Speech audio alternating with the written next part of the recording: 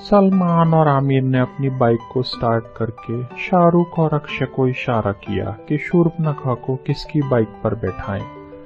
Shahrukh bike से उतरकर शूर्पनखा के पास जाकर बोला, शूर्पनखा जी, आप हमारे साथ चलिए और आकर बाइक पर बैठिए। शूर्पनखा बाइक के पास आकर अजीब अजीब हरकतें करने लगी। कभी बाइक का हैंडल घुमाकर देखने लगी तो कभी पहियों के बीच हाथ लगाकर उन्हें घुमाने लगी। अचानक उसकी नजर बाइक के आईने पर पड़ी और वो एकदम चिल्लाने लगी।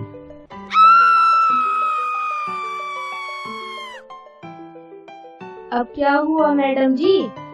इतना जोर से चिल्लाकर क्यों हमारी जान ले रही हो? अब क्या हुआ? क्या फिर से आपने कुछ देखा क्या, या आपके ऊपर फिर से कोई कीड़ा आ गिरा है? मैंने अभी अभी किसी औरत को यहाँ पर देखा है और वो औरत बिल्कुल मेरे जैसी दिखती है।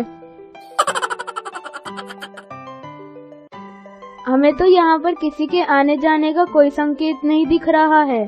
शायद तुम अपनी परछाई देखकर डर गई हो।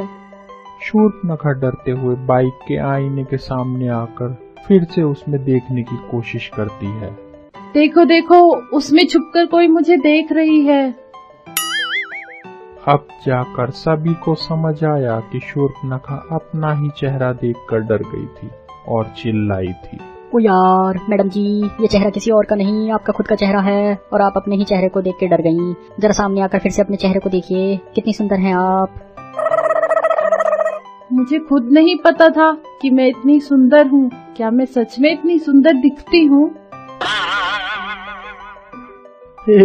हाँ जी, आप बहुत सुंदर हो, और अगर आपको इस बात की तसल्ली हो गई हो तो क्या हम यहाँ से निकलें? हमें अब देर हो रही है। शूर्पनखा बाइक के पास आकर बैठने की कोशिश करती है। उसे बाइक पर बैठना कुछ अजीब सा लगता है। कभी इस तरफ तो कभी उस तरफ जाकर कोशिश करती है और कुछ नहीं समझ आता तो चुपचाप खड़ी होकर देखने लगती है। मैडम जी, बाइक पर बैठने के लिए कोई इतना सोचता है क्या? आइए हम आपको बाइक पर बैठना सिखाते हैं। शाहरुख उसको सलमान की बाइक पर बैठाता है। एक बाइक पे सलमान, शूर्पनखा और शाहरुख और दूसरी बाइक पर आमिर और अक्षय। जैसे ही बाइक बढ़ती है, शूर्पनखा फिर से चिल्लाने लगी।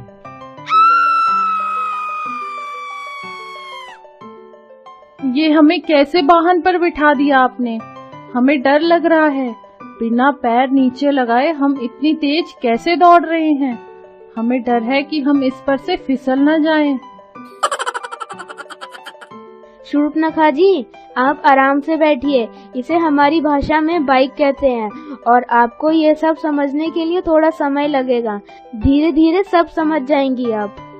शूर्पनखा को धीरे धीरे बाइक पर सवारी करते हुए बहुत अच्छा लगने लगा। कभी इधर उधर हिलते डोलते हुए खुद को हवा में तैरता महसूस करने लगी।